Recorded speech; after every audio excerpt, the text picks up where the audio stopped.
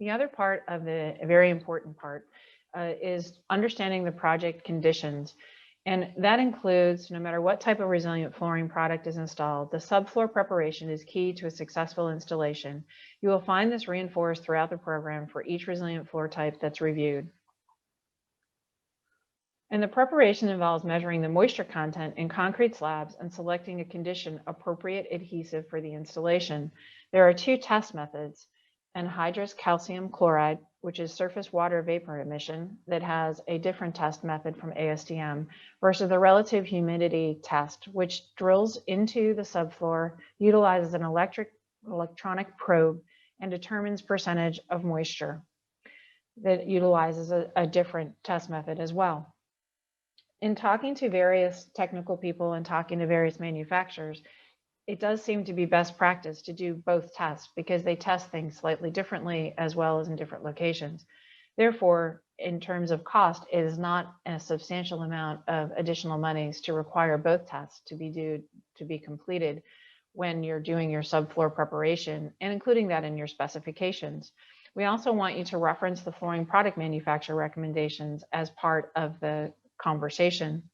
Calculating relative humidity levels allows for the identification of the most appropriate adhesives to be used based upon site conditions. Can't reinforce this more, that you really need to know the appropriate application.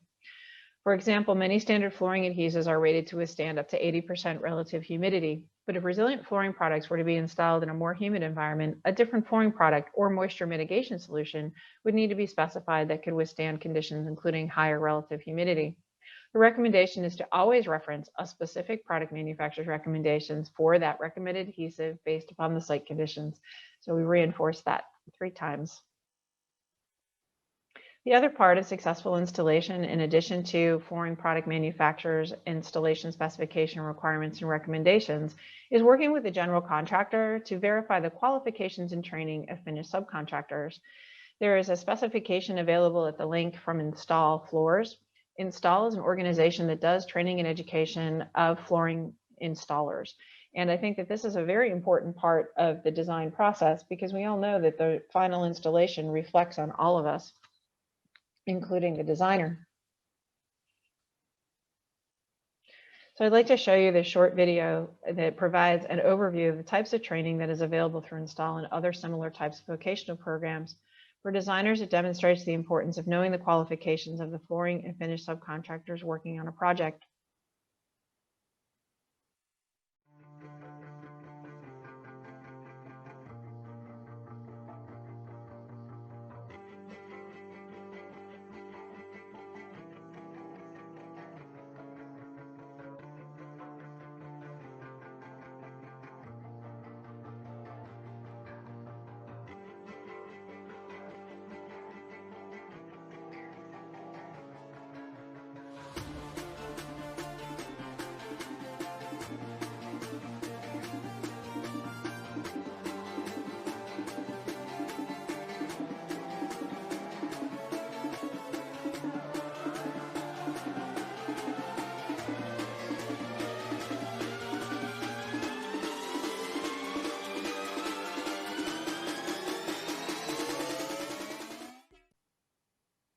So this shows some of the training, but also the complication in complicated, complex installations, right? Cutting circles, being able to do curves, doing the things that designers may often want, in addition to understanding the detailing of code base and how to install various types of products so it's successful.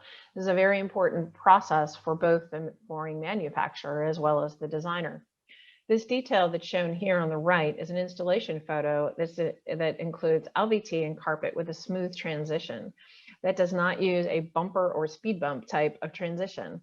From a design perspective, this is very important for mobility, cart traffic, strollers, etc. As a matter of practice for successful installation, pre-construction meetings with a general contractor are another recommendation. So what we find is that if we have that meeting in the very beginning of the process, and then we also have the finished subcontractors meeting, that the contractors start to understand why you're specified what you specified, And in a sense, creating a communication plan, realizing that the contract is between the general contractor and the subcontractor, but creating a relationship so that the subcontractor can come back to the general to talk to the designer to understand better about what the intent is, or if they have a question on the installation, they can handle that. And I think that that's a very important part of the communication overall. And if you have your general contractor as part of your multidisciplinary team in the beginning of setting your OPR up, which is what we recommend, then that allows you to be able to also have that relationship built throughout the project process. And so when people see different kinds of detailing or why it's important, so if you're doing a cove base in an educational setting because it's easier for cleaning and disinfection, that's something that you can explain why to the subcontractor. That often helps to get that process done and get the installation completed the way it needs to be, but you're there and available as a resource for that subcontractor. Welding sheet products, there's two different ways in terms of welding sheet products together: cold and chemical welding and hot heat welding. There is a reference for the inclusion within specifications that talks about these types of conditions.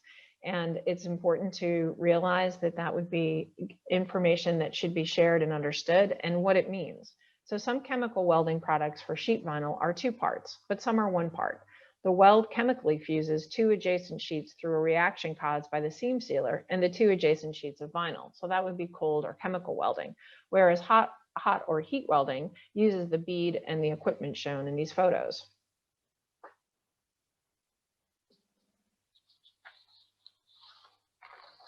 The other matter of practice is when we look at universal design from an accessibility perspective, we want to also realize that the translation through a product from the subfloor and what can transfer through to the surface of the finished floor can occur if the smooth and looking at the evaluation of flash patching and doing smooth transitions is not completed on the subfloor level. So in an existing facility completely that's being renovated, this often can be a bigger issue than it is in new construction, but we've also seen it in new construction where the subfloor prep needs to be completed so that you don't translate anything through from the subfloor through the surface of the material. So this is part, again, of not just smooth transitions, but a matter of practice of subfloor preparation. So universal design in the past has been equated with accessibility, but in consideration of the University of Buffalo's Center for Inclusive Design and Environmental Access, the IDEA Center, the definition is also about access to amenities, services, and community. So from a built environment perspective, as a designer that works on inclusive environments, the goal to support independence for all building users can be impacted on how flooring comes together. And the goal is to create a smooth transition between materials to foster all the types of mobility that you may have, but also cart traffic, material, mothers with strollers, movement of materials, delivery of groceries, all types of materials management is all beneficial to having a universal design approach. And so we're seeing this more and more in supportive environments throughout. So this is different than ADA. It's different than talking about things just from ANSI 117 from an accessibility perspective. This talks about giving people access and increasing their independence and their opportunity to move freely through spaces. And as designers, we can definitely impact that in a positive way. This is a smooth transition that is a demonstration of doing carpet and LVT together. And using, again, the right subfloor preparation and use of transitions with various types of transition strips, welding techniques, and underlayment materials, the height variations can be accommodated that maximize the usefulness of the space. There is a rubber underlayment in this case that was used for acoustic benefit and underfoot comfort. Two different mill thicknesses to accommodate the carpet and LVT smooth transition between the spaces were used. We used 2 millimeters under the carpet and 5 millimeters under the LVT. When using vinyl and rubber materials together, it's also important to verify the compatibility with the manufacturer of the relevant product. So for example, a sheet product doesn't do as well when you're trying to do a separate underlayment. We've found that the underlayment had to be part and integral to the product in the sheet vinyl so that we could also make the smooth transitions between the LVT and carpet. You don't necessarily have to have an underlayment to do this, but we wanted to try this as an application because we were looking at also addressing the acoustic benefit as well as the underfoot comfort in the project. So the other thing is the details. I think this is one of the most beautiful details I've ever seen in terms of the installation of a coved base. Knowing and understanding those details as discussed and included with the owner project requirements is a critical part of creating a flooring system that will meet the product life cycle expectations of the owner. For areas that require infection control and high level of disinfection, which we're seeing more and more because of COVID-19 and recommendations from the CDC, a cove base detail would be recommended that we also often find in healthcare spaces. Whereas for other types of commercial spaces, fully adhered separate wall base may be the appropriate product, which we utilize a lot as well. Sometimes we set that in a bead on the edge, so when we do the installation, to create a good sealed edge between the separate base and the product itself.